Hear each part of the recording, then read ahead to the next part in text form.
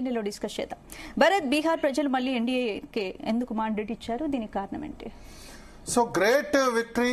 ఎందుకంటే 2005లో ఈ ఎన్డీఏ కూటమి నితీష్ కుమార్ తర్వాత భారతీయ జనతా పార్టీ ఈ రెండు జత కట్టిన తర్వాత వరుసగా గెలుచుకుంటూ వస్తున్నారు. మధ్యలో ఒకసారి 2015లో ఒక్కసారి మాత్రమే నితీష్ కుమార్ ఆర్జేడీ ఇద్దరు జతగట్టి గెలిచారు. అది 1-2 ఇయర్స్కే పటాపంచలేదు.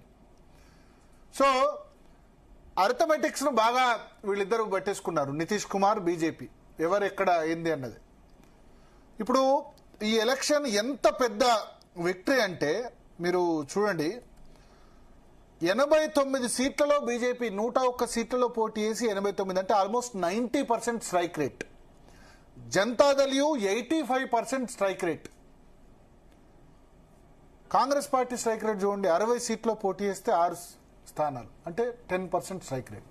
ఎందుకు 60 సీట్లు తీసుకోవడం? బలం లేని చోట ఎందుకు తీసుకోవడం 60 సీట్లు? లాస్ట్ టైం కూడా ఇట్లే సీట్లు ఆర్జేడీకి పాపం లాస్ట్ టైం 73 సీట్లు వచ్చాయి, హైయెస్ట్ స్ట్రైక్ రేట్ ఉండే.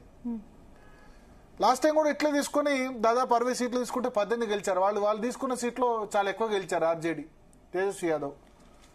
సో పార్లమెంటుకు అడగాలి సీట్లు. ఇప్పుడు బీజేపీ లాస్ట్ టైం 100 సీట్లు పోటీ చేస్తే 73 సీట్లు గెలిచింది. నితీష్ కుమార్ 43 గెలిచారు. అయినా సరే బీజేపీ నితీష్ కుమార్ రాష్ట్ర రాజకీయాలకు పరిమితం, కేంద్రంలోకి రారు కాబట్టి మళ్ళీ 100 సీట్లు ఇచ్చింది జేడీఏకు. బీజేపీ అడగొచ్చు కదా, నీకు లాస్ట్ టైం 100 పోటీ చేస్తే 43 వచ్చాయి, మాకు 100 పోటీ చేస్తే 73 వచ్చాయి, మాకు 120 సీట్లు కావాలని బీజేపీ అడగొచ్చు కదా. చెరి సమానం సీట్లు తీసుకున్నారు, వాళ్ళు 101 వీళ్ళు 101. అంటే సంకీర్ణ ధర్మం.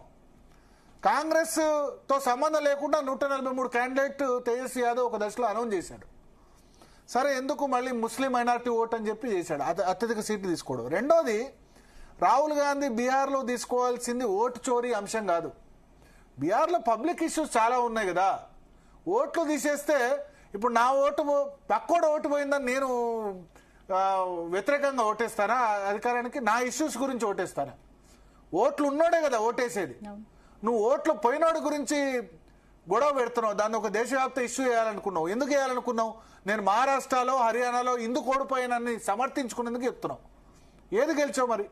పార్లమెంట్ ఎలక్షన్ తర్వాత మహారాష్ట్ర ఓడిపోయినావు, హర్యానా ఓడిపోయినారు, ఢిల్లీలో చిత్తు 0 సీట్లు. ఇవన్నీ ఓడిపోయిన తర్వాత ఆ ఓటమికి సాకుల కోసం నేను ఓటు చోరీ అంటే, ఇప్పుడు మరి తెలంగాణలో గెలిచింది కదా, తెలంగాణలో గెలిచింది, ఇక్కడ ఓటు చోరీ అంటావా? బీహార్లో మెయిన్ పబ్లిక్ ఇష్యూస్ తీసుకోకుండా, బీహార్కి సంబంధించిన ప్రజల ఇష్యూస్ తీసుకోకుండా ఓటు చోరీ అంశాన్ని చేయడమే రాహుల్ గాంధీ చేసిన అతిపెద్ద తప్పు. ఎందుకంటే ఓట్లు ఉన్నవాడే కదా ఓటేసేది.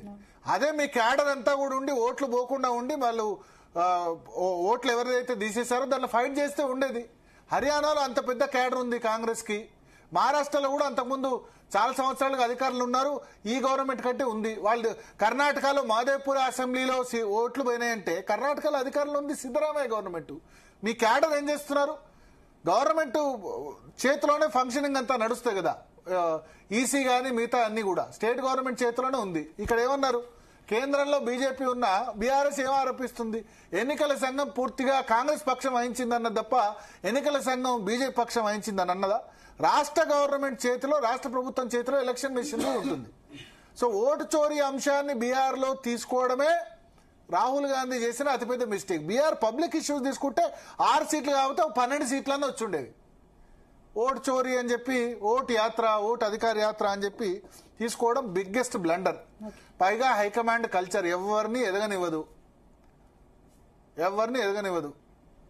ఇందిరాగాంధీ హయాం నుంచి కూడా లీడర్ ఎవరైనా ఎదిగితే కడుపులో మంట, అంతే కదా. ఇప్పుడు రేవంత్ రెడ్డికి మాత్రం ఇక్కడ ఫ్రీ హ్యాండ్ ఇచ్చారు మంత్రివర్గంలో. ఆయన అనుకున్న వాళ్ళు లేకపోతే సుదర్శన్ రెడ్డిని కేబినెట్ స్టేటస్ ఇచ్చి తీసుకున్నారు. బీహార్లో కూడా లీడర్ లేడు. లీడర్ లేకపోతే తేజస్వి యాదవ్ మాత్రమే లీడరు. ఇక ఆర్జేడీకి సంబంధించి నితీష్ కుమార్, సుశాసన్, వీళ్ళు ఒకటి నరేంద్ర మోడీ పాఠం నేర్చుకున్నారు ఓటమి తర్వాత. 240 సీట్లు వచ్చిన తర్వాత ఇక నేను కూడా ఫ్రీబీస్ ఇవ్వాలి అని నేర్చుకున్నారు. నేనైతే ఫ్రీబీస్కి వ్యతిరేకం, అది వేరే సంగతి. బద్ద వ్యతిరేకం. నరేంద్ర మోడీ ఇట్లా చేయడం, బీజేపీ ఇట్లా చేయడాన్ని నేను వ్యతిరేకిస్తున్నా. మొన్న మహిళలందరికీ 10,000 చేశారు. బీహార్ లాంటి రాష్ట్రాలు, మన దగ్గర 10,000 తక్కువ, కానీ బీహార్ లాంటి ఆర్థిక పరిస్థితి ఉన్న రాష్ట్రానికి 10,000 ఇవ్వడం గ్రేటే. అక్కడ 10,000 ఇచ్చినా 4 వేలలో ఒక నెలలో కుటుంబం మొత్తం గడుస్తుంది.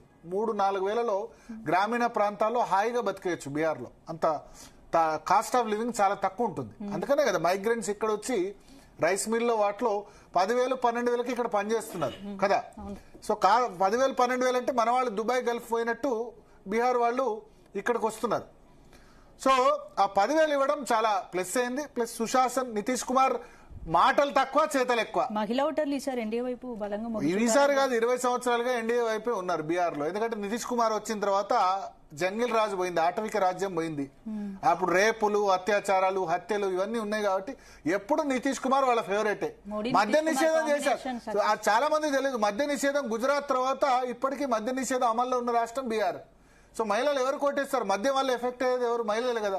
మద్యం అయితే కనుక తాగి వచ్చి అంటారు, లేకపోతే మోస్ట్లీ ఉన్న లేబర్స్ అందరు కూడా దానికే డబ్బు ఖర్చు పెడతారు. అందుకని మద్య నిషేధం కూడా నితీష్ కుమార్ ఇంప్లిమెంట్ చేస్తున్నారు. సరే ప్రభుత్వ ఖర్చు పోయినా. అందుకని 20 సంవత్సరాలుగా లేడీస్ నితీష్ కుమార్ తోనే ఉన్నారు. మాటలు తక్కువ చేతలు ఎక్కువ అని చెప్పి. సో ఇవన్నీ ఫ్యాక్టర్స్ కూడా అడ్వాంటేజ్ అయినాయి. కాంగ్రెస్ కు బాధాకరమైన పరిస్థితి ఏంటంటే 5వ స్థానంలో నిలిచింది.